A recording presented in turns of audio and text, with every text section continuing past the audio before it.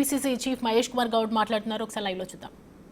ఈ నియమావళి పార్టీ లైన్లో ప్రతి ఒక్కరు ఉండాల్సిందే, అది అందరికీ వర్తిస్తుంది.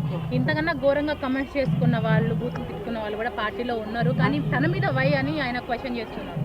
ప్రభుత్వము రాహుల్ గాంధీ గారి ఆశయం తెలంగాణ ప్రభుత్వం ఇంప్లిమెంట్ చేస్తే నేను ఆ భాష వాడిన కానీ ఆయన వాడిన భాష ఆ కాయిదాలు చింపేసి తీరు పట్ల ఏఐసీ చాలా తీవ్రంగా పరిగణించారు. సస్పెన్షన్ల విషయంలో రెడ్ల పట్ల అంటే ఓసీ సామాజిక వర్గానికి సంబంధించిన నేతల పట్ల కులము మతము పార్టీ క్రమశిక్షణ ముందు కులము మతము పనిచేయదు. పెద్ద చిన్న తారతమ్యం ఉండదు. పార్టీ లైన్ దాటినప్పుడు ఎంతటి వారిపైన క్రమశిక్షణలు ఉంటాయి.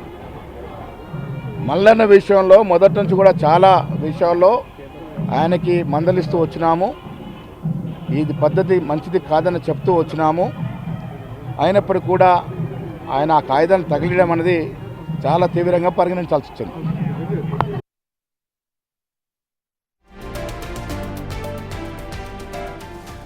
కాంగ్రెస్ పార్టీ నుంచి ఎమ్మెల్సీ చింతపండు నవీన్ అలియాస్ తీన్మార్ మల్లన్నను సస్పెండ్ చేశారు. ఈ మేరకు ఆ పార్టీ క్రమశిక్షణ కమిటీ చైర్మన్ ఇలా ప్రకటన విడుదల చేయడం జరిగింది. దీనికి సంబంధించి ఇప్పుడు మనము మహేష్ కుమార్ గౌడ్, పీసీసీ చీఫ్ మహేష్ గౌడ్ మాట్లాడుతున్నటువంటి మాటలు కూడా విన్నాము. పార్టీకి పెద్ద చిన్న అనే ఇదేమీ ఉండదు. తప్పు చేస్తే ఖచ్చితంగా శిక్ష పడాల్సిందే. దేనికి తగ్గట్టు దానికి ఉంటుంది. బ్యాలెన్సింగ్ అనేది ఖచ్చితంగా ఉంటుంది.